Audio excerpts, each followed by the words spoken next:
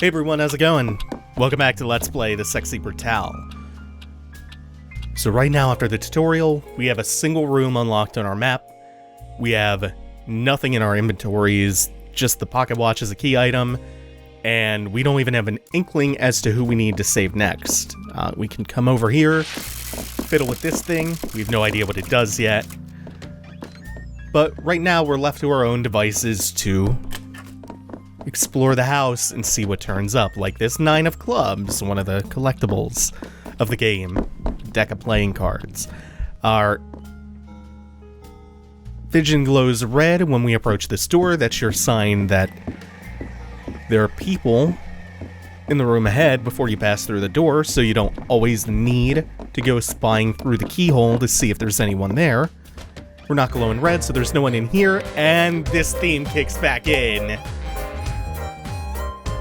On the side of the foot is a mark, runes. And then over here we have the sign above the door, which welcomes guests to the Sexy Brutale, the casino proper.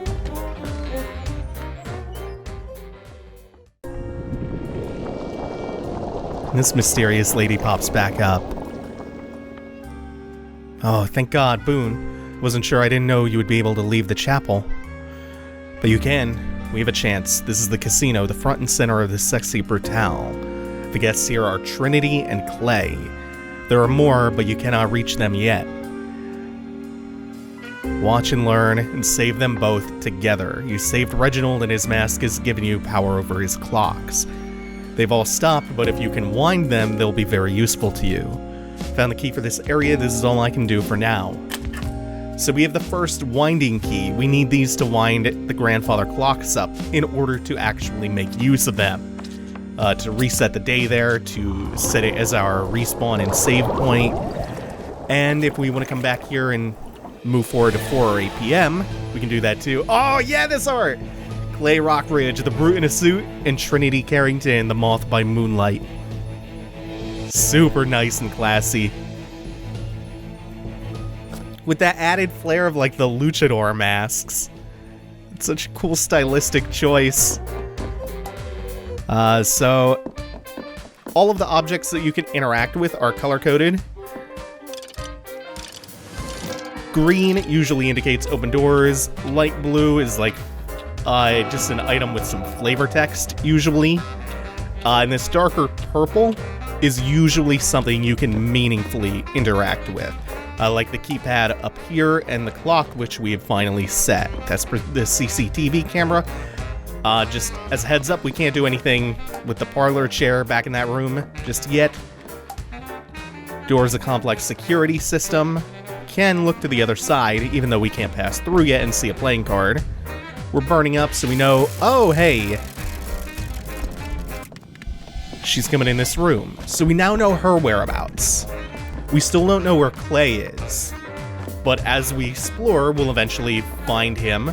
This is CCTV camera number 2. Burning up again, and we find Clay in the casino, playing cards with the Grim Reaper, who is the dealer. And there's a TV on behind him, and also a tray full of shot glasses. Then the red room right below us is locked. You can tell because it's color-coded red. And we see a servant bringing drinks in to Clay. We now have the key codes for all the CCTV cameras so we can activate or deactivate them.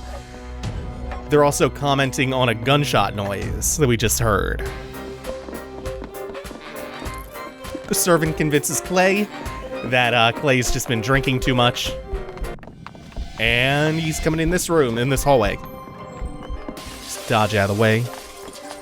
So we hear all of these goings on in the mansion.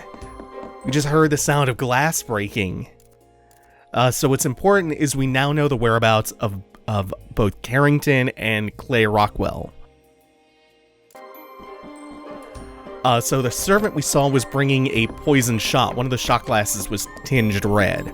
As Clay gambles, if you stop to observe him, he takes shots. After enough time, the tray rotates to the poisoned one. And here, we know where Carrington went. So that's your timer for... Yeah, the drinks tray. That's your timer for Clay. So this is where the servant gets the tray from. And this is a room that we can't get into. Especially not without being seen. That room is full of spiders and stuff. So the servant brings the tray from a place you can't access, which means that replacing the shot glass is not an option. This is CCTV camera 3, by the way.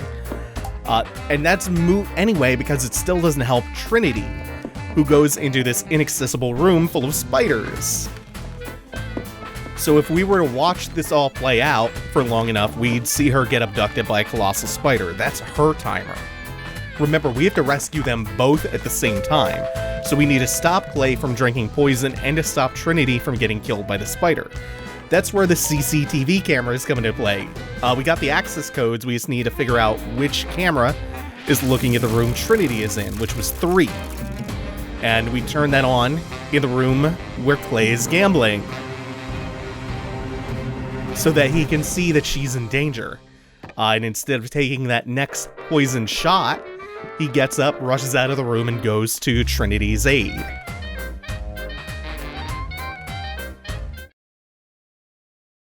So normally what you would do is you would locate their each of their starting positions, right?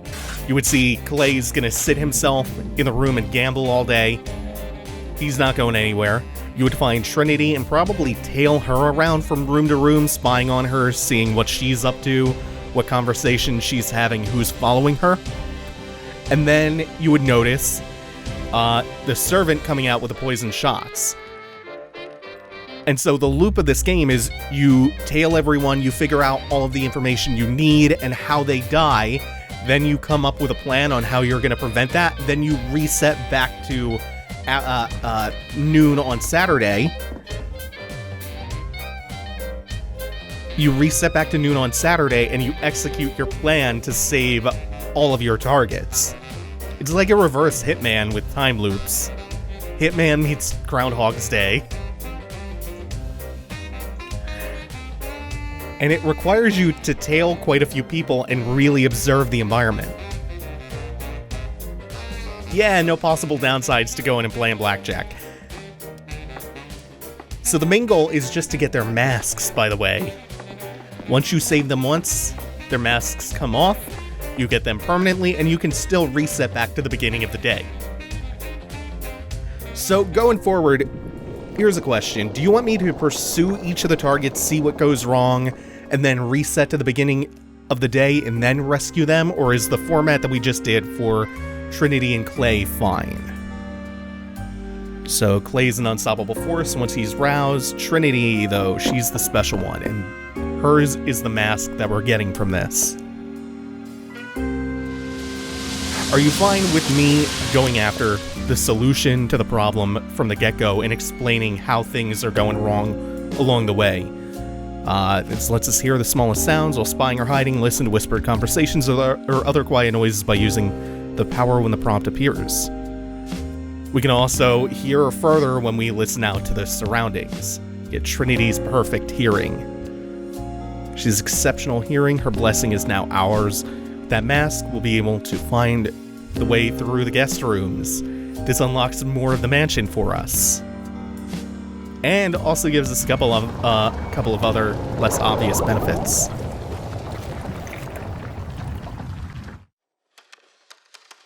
And things become a lot more elaborate and a lot more complex. This is essentially our first rescue mission post-tutorial. So this is one of the easier ones in the game. As things go on, it gets increasingly complicated, and we have more and more powers and more guests in the mansion to keep track of, and more servants. For now, thank you all for watching. Take it easy. Have a good one, y'all.